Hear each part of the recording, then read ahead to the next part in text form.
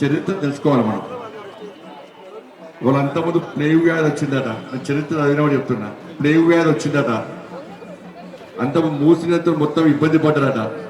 అటువంటి సందర్భంలో జవాన్లు కూడా, ఆర్మీ జవాన్లు కూడా అమ్మవారి యొక్క శక్తిని గుర్తించి ఆ తల్లికి బోనం సమర్పిస్తే ఈ అంటువ్యాధి నుంచి మనం బయటపడతాం, ఈ కష్టాల నుంచి బయటపడతాం. కాబట్టి అమ్మవారికి బోనం సమర్పించాలని చెప్పి ఆలోచనతోని ఆ కాలంలో ప్రారంభించిన బోనాల పండుగ ఇప్పటి వరకు కూడా అదే భక్తి భావంతో ఒక ధార్మిక చింతనతోని ముందుకు సాగుతుందంటే ఇది హిందూ సమాజం గొప్పతనం. మన భారతీయ ఉండడం మన అదృష్టం, హిందూగా ఉండడం పూర్వజన్మ సుకృతం. ఆ హిందూగా ఉండటం కాబట్టి ఇవాళ బోనాల జాతర పండుగ జరుపుకుంటున్నాం, మన అదృష్టవంతులం మనం. కాబట్టి ఆ ధర్మం కోసం, ఆ సనాతన ధర్మం కోసం పనిచేయాలి, ఆ ధర్మ రక్షణ కోసం పనిచేయాలి, దేశ రక్షణ కోసం పనిచేయాలి, ఒక మంచి ఆలోచన పనిచేయాలి, అందరూ బాగుండాలని కోరుకోవాలి. అటువంటిప్పుడు మాత్రమే తల్లి మన కరుణా కటాక్షాలు అందిస్తుంది. ఇలా లాల్ దర్వాజా టెంపుల్ ఇది చాలా పవర్ఫుల్ టెంపుల్, ఇది చాలా పవర్ఫుల్ టెంపుల్. మా కొండ సూర్యకకి నిజంగా ఆ తల్లి ఆశీర్వాదం పక్కా ఉండాలి, ఎందుకంటే బాగా కష్టపడుతుంది అన్న, బాగా కష్టపడుతుంది. కానీ అక్కకి సహకరించోళ్ళు సహకరించాలి, అవునా కదా. ఇవాళ లాల్ దర్వాజా టెంపుల్ పోయినసారి కొంతమంది వచ్చారు, నాయకులు వచ్చారు. ఎన్ని కోట్లు ఇస్తానన్నారు మీకు? 10 ఇచ్చినాయా? మీరే అకౌంట్లో పడ్డా చూసుకోరు, అకౌంట్లో పడ్డే కావచ్చు. మళ్ళీ 10 కోట్లు ఇస్తే అటే మీకు రాపా. ఇక కనబడ్డారా? మళ్ళీ ఎక్కడైనా కనబడ్డారా? తల్లి చాలా పవర్ఫుల్ అన్న, మామూలు వదిలిపెట్టది, తెరమరు వేసి పడేస్తుంది, అవునా కదా. 10 కోట్ల రూపాయలు ఇస్తా ఉన్నారు, ఇయ్యలే. ఇయ్యకుంటే ఏమేరు, కనబడకుండా వేరు. వేదికలు పెట్టేనే ఫోటోల కోసం, టీవీల కోసం, ఫోజులు చేయడానికి లేనిపోని హామీ లేదు. ఆ ధర్మం కోసం పనిచేయాలి, తల్లి కోసం పనిచేయాలి. మీకు ఒక విషయం చెప్తాను, ఈ పాత పరిస్థితులు నేను విమర్శిస్తలేనన్నా, నేను వాస్తవ విషయాలు చెప్తా. వాళ్ళు తిట్టుకోవడానికి ఏమి ఇబ్బంది లేదు. ఇలా పాత బస్తీలో 24 దేవాలయాల్లో ఈ బోనాల జాతర జరగాలని చెప్పి ఒక కమిటీ ఏర్పడ్డది. ఈ కమిటీ ఏర్పడితే దీనికి 8 దేవాలయాలకు ఎన్ని పైసలు ఇచ్చారో తెలుసా అన్న? 5 లక్షల రూపాయలు ఇచ్చారు. ఎంత సరిపోతాయా? అవి సరిపోతాయా? రంజాన్ పండుగ ఎన్ని ఇచ్చారు తెలుసా మీకు? ఎన్ని ఇచ్చారు? 33 కోట్లు ఇచ్చారు.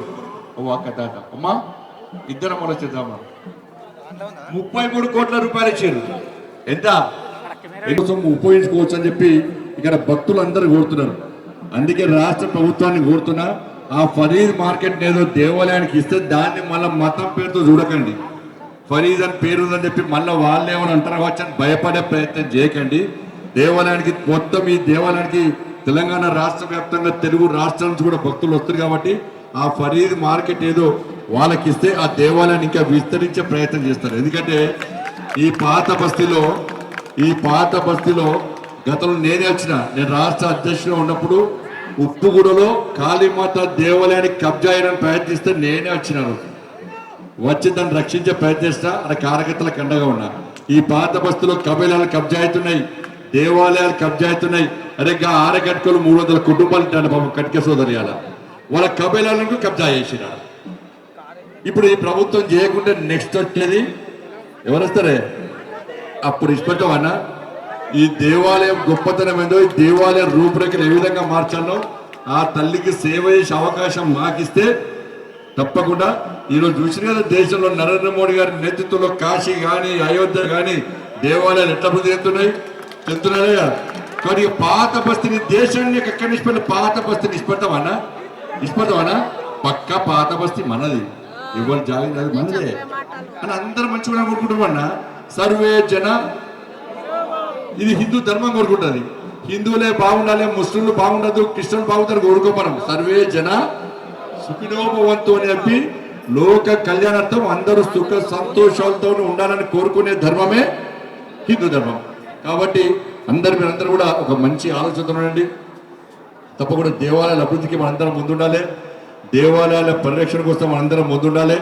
మన ధర్మాన్ని కాపాడుకోవడానికి, మన సనాతన ధర్మాన్ని కాపాడుకోవడానికి హిందువులుగా మీరందరూ ముందుకు రావాలని చెప్పి మీ అందరికీ విజ్ఞప్తి చేస్తూ, ఏ మంచి ఆలోచనతో అమ్మవారి దర్శనానికి వచ్చారో, ఏ ఆశయం కోసం మంచి ఆలోచనతో అమ్మవారి తల్లికి బోనం సమర్పిస్తామో తప్పకుండా ఆ అమ్మవారి కరుణ కటాక్షలు మీ అందరి మీద ఉండాలని చెప్పి మీరు మీ కుటుంబాలు నిన్ను నూరేళ్ళు ఆయుర ఆరోగ్యాలతో ఒక సంస్కారవంతమైన జీవితం గడపాలని చెప్పి ఆ శక్తిని సామర్థ్యాన్ని ఆలోచన తల్లి కల్పించాలని చెప్పి మీ అందరికీ విజ్ఞప్తి చేస్తూ హిందువులందరూ కూడా ఈ బోనాల జాతర సందర్భంగా హృదయపూర్వక శుభాకాంక్షలు తెలియజేస్తూ భారత్ మాతాకి జై, జై శ్రీరామ్.